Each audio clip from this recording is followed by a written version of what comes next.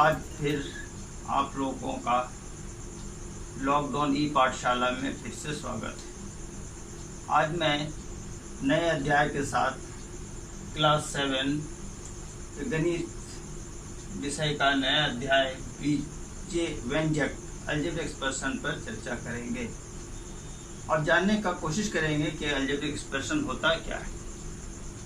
एक छोटा सा उदाहरण आप ले लीजिए कि हम लोग जो इंग्लिश में ये शब्द बोलते हैं एक्सप्रेशन, एक्सप्रेस, व्यक्त करना।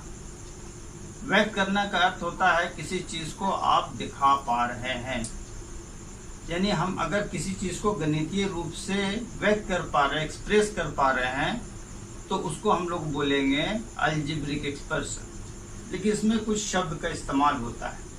जैसे उदाहरण के लिए आप समझिए, इसमें हम लोग आप पूर्व कक्षा में यानी क्लास 6 में चर, वेरिएबल के बारे में पढ़े होंगे। वेरिएबल में क्या होता है और अचर जिसको कांस्टेंट बोलते हैं उसके बारे में पढ़े होंगे। उदाहरण ले लीजिए, अगर हम एक प्रश्न करें आपसे कि मान लें कि आपके पास कुछ रुपया है और हम 5 रुपया दिए, तो आप अलग अलग विद्यार्थी हैं। जब हम बोले कि कुछ रुपया, तो सब अलग अलग सोचे होंगे, सब एक समान नहीं सोचे होंगे। तो निश्चित नहीं है कि आप क्या सोचे होंगे, लेकिन एक चीज़ निश्चित है कि हम बोले कि हम 5 रुपया दिए, ये निश्चित है। तो जो चीज़ निश्चित नहीं है वो बदल सकता है व्यक्ति से, एक व्यक्ति से दूसरे व्यक्ति में, एक विद्यार्थी से दूसरे विद्यार्थी में, यानी उसकी जो राशि है वो बदल सकती है। उसी को वेरिएबल कहा जाता है। गणित में वेरिएबल को हम लोग X, small X, Y, L, M इत्यादि लेटर से प्रदर्शित करते हैं। और संख्या जैसे हम बोले 5, 15, 16, ये संख्या जो है ये कांस्टेंट यानी अचर को बताता है। अब इसके बीच में अगर मेरा प्रश्न ये हो जाए कि आपके पास एक संख्या है और उसमें हम 5 दे रहे हैं, जोड़ दीजिए, इसको आप गणितीय रूप में व्यक्त करना चाहेंगे, तब कैसे करेंगे? तो आपके पास जो संख्या है आपको तो मालूम नहीं है, तो आप मान लिए, हमको भी नहीं मालूम है, तो हम मान लिए कि जो संख्या है वो आपके पास कितना है, x। ये हो गया चर, वेरिएबल। अब इसमें हम कितना दिए, 5 दिए, माने जोड़ना, x जोड़ 5। तो इसको हम लोग बोलेंगे ये अलजेब्रिक एक्सप्रेशन है, यानी हम इसको अलजेब्रिक के रूप में एक्सप्रेस किए, व्यक्त किए, यानी बीजीय व्यंजक। अब हम इसके बारे में जानने का कोशिश करेंगे कि बीजीय व्यंजक कैसे बनाना है। इसमें एक बिंदु और ध्यान दीजिएगा, जिस तरह आप चर पर ध्यान दिए, जिस तरह आप अचर पर ध्यान दिए, और तीसरा चीज होता है गणितीय संक्रियाएं, मैथमेटिकल ऑपरेशन। जैसे हम बोले कि x एक संख्या है जो हमको नहीं मालूम है, मान लिए कि ये कुछ संख्या हो सकती है, उसमें 5 जोड़ना है, ये एक अचर राशि है। अब दोनों के बीच में जोड़ना क्या है, ये गणितीय संक्रिया है, जोड़। इसी तरह हम लोग एक चर और अचर राशि के बीच में जोड़ का, घटाव का, भागा का, गुणा का चिन्ह का प्रयोग करते हैं। इसका बहुत व्यापक रूप है, इसलिए हम लोग बीजगणित को अंकगणित, व्यापक अंकगणित भी कहते हैं।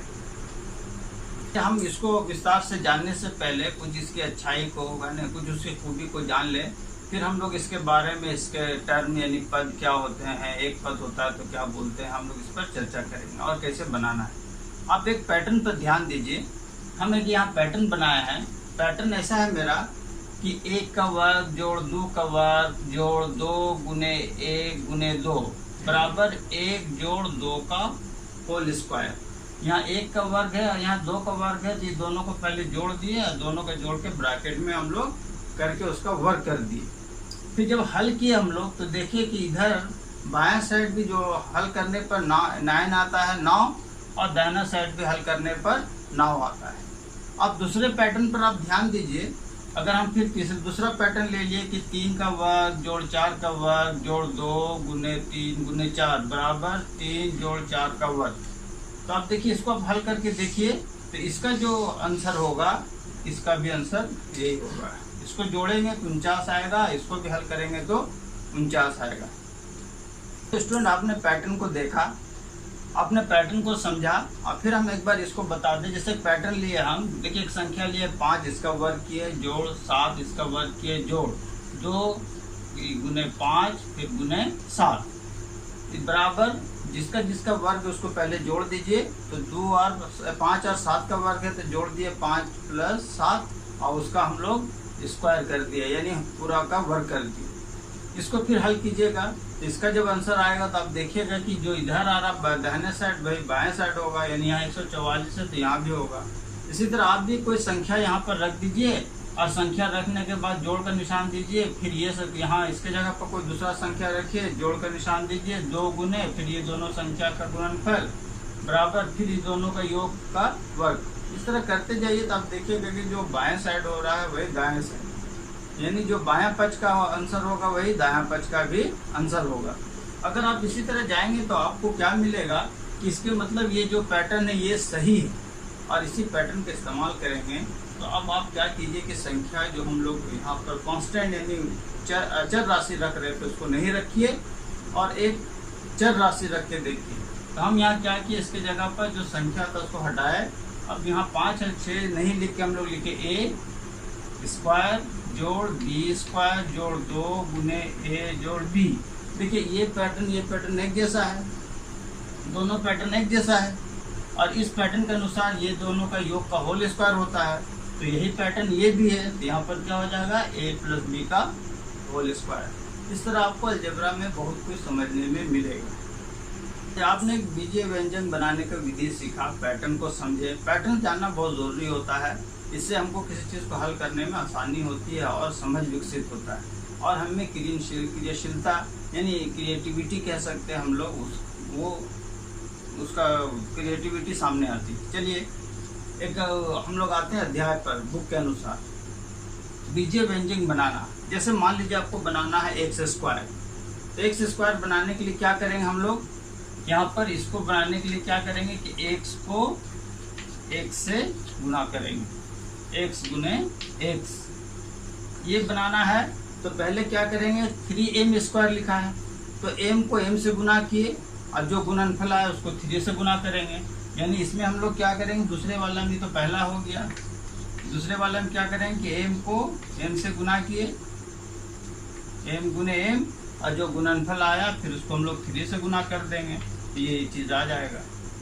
इसमें क्या कह रहा है, -5x स्क्वायर + 2, तो पहले x को x से गुना कीजिए, x स्क्वायर हो जाएगा, फिर उसको -5 से गुना कीजिए तो -5x स्क्वायर हो जाएगा, फिर उसमें 2 जोड़ दीजिए तो हो जाएगा -5x स्क्वायर + 2। मेरे कहने का मतलब है कि मान लीजिए कि आपको ये चीज़ बनाना है, तो आप पहले क्या करेंगे, x गुना x, क्या निकला x स्क्वायर, ये पहला स्टेप लिए। फिर क्या है, -5 है तो दूसरा स्टेप में क्या करेंगे कि -5 और ये जो आया उससे गुना कर देंगे, तो ये हो जाएगा -5x स्क्वायर। अब तीसरा स्टेप क्या होगा, तो यहाँ -5x स्क्वायर प्राप्त हो गया है, तो बचा कितना 2, तो 2 इसमें जोड़ देंगे। इस तरह से आप बीजीय व्यंजक बना सकते हैं। बच्चों आज के अध्याय में यही इतना ही पढ़ा रहे हैं, अगले वीडियो में इसको हम लोग विस्तार पूर्वक चर्चा करेंगे और जानने का कोशिश करेंगे इसमें पद क्या होता है, एक पद द्विपद क्या होता है और इसका जोड़ घटाव की क्रियाएं क्या होती है।